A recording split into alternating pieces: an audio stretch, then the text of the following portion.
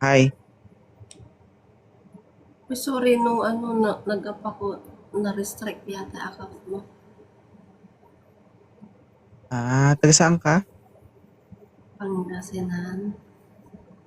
Pangasinan. Bakit ka nandito ngayon? Um, about, Hmm, about sa umungol kapatid na. ko. Hindi, about sa kapatid ko. Bakit?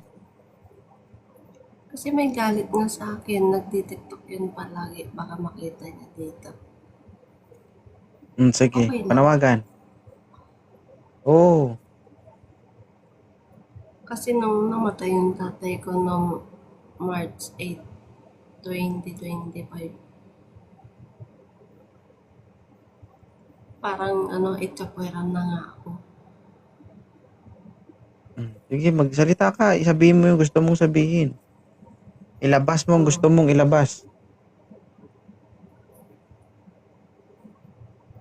sa kapatid ko, sana mawala na yung sama ng loob niya sa akin kasi ginawa ko naman na lahat ng obligasyon ko para sa magulang natin. Ano?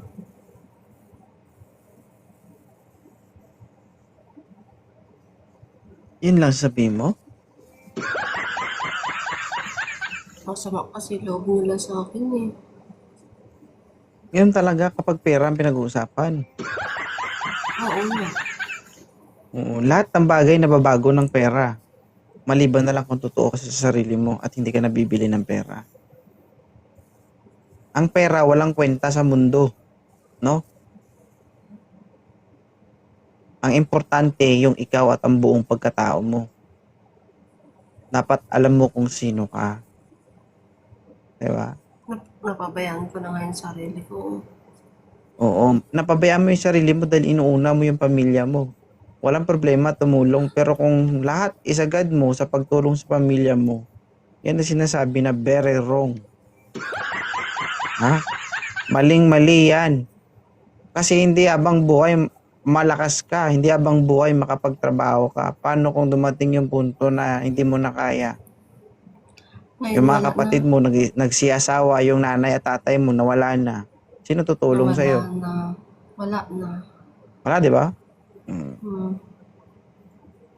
Yung tipong pag nagkaroon ka ng pamilya na kakausapin ka lang kapag may pera ka na, Tapos kakausapin ka lang kapag kailangan ka. pag may sahod na. Pero ni kumusta sa'yo, hindi nila magawa.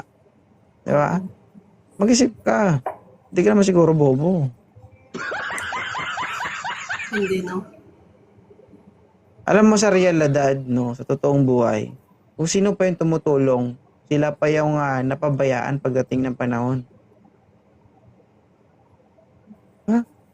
Kung sino walang kwenta nung mga panahon na yun, sila pa yung nakikinabang at may maayos na buhay pagdating ng panahon. Bakit? Kasi sila naman yung nagpapakanasa sa mga pinaghirapan ng iba. Simula Ikaw yung 2000. nagpapakahirap. Simula nung Pagdating ng panahon, 2012. ikaw yung maghihirap. Simula nung Oh, 2012. Ano? Doon ako nag-umpisa ng tumulong sa mga magulang namin. Yung sariling, tapos wala kang naipon simula ngayon, hanggang ngayon. may napundar naman ako. Motor. Yun Mm-mm. lang. Ang tanong nagagamit mo. Oo. Nagagamit mo yung motor mo. Yung motor ko na dinadrive, pero yung motor ko talaga hindi ko nagagamit. Oh, what do you think? Useful yung motor na binili mo? Sa buhay natin, madam, you need to analyze or emphasize what is ano yung sinasabi nating liabilities or asset. Mm-mm. Yung liabilities, yun yung mga bagay na binili natin pero hindi natin masyadong napapakinabangan. Pero when we Napapak say asset, yun yung mga bagay na naipundar natin na kahit hindi natin nagagamit, kumikita. napapakinabangan ko naman kasi pag charity namin, nakakatulong kami. pag nagra-rides kami. Mm. Sige. Very good. Hindi masama ang tumulong. Pero kung alam mong wala ka sa sarili mo, huwag mong pilitin yung sarili mo. Kahit pa Intindihan paano mo? naman, meron naman konti. Ganun. Bago tayo Pero, tumulong sa ibang tao, make sure mo natin yung sarili natin na ito na ako, stable ako. Pwede na ako tumulong sa ibang tao. Pangit kasi pwede yung pa ako, tutulong muna tayo sa ibang tao, pero yung sarili mo, tapos din, di ba? Okay, oo, magsalita ka. pwede pa akong manawagan. Isa na lang to, isa na lang. Isa na lang talaga. Sige, go. Doon sa kapwa ko gwardiya na nag, nag, nag-report sa akin, hindi ko naman siya kilala. Sana masaya ka na dahil natanggal na ako sa trabaho ko.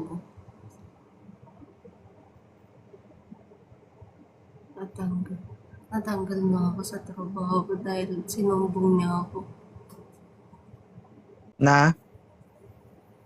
Sinumbong niya ako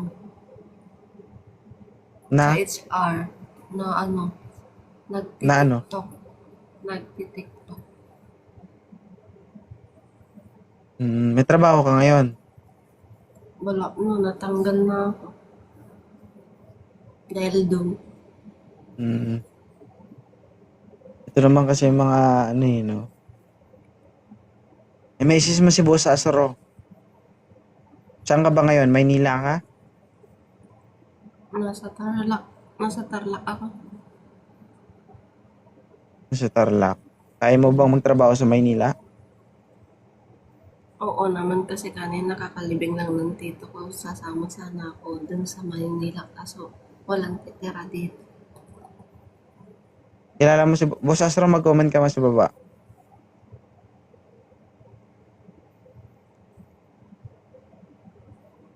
Ayun na sa baba, oh.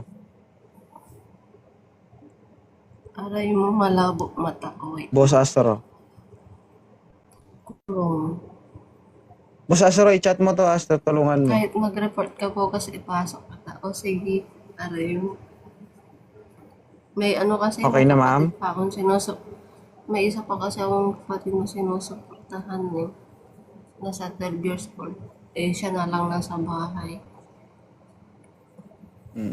Sige. Chat mo na lang si Astro, ha? Follow ko na lang siya. Sige, salamat. Sige po. Thank you Bye, po. salamat. Bye. Guys, mag-in live na ako, guys.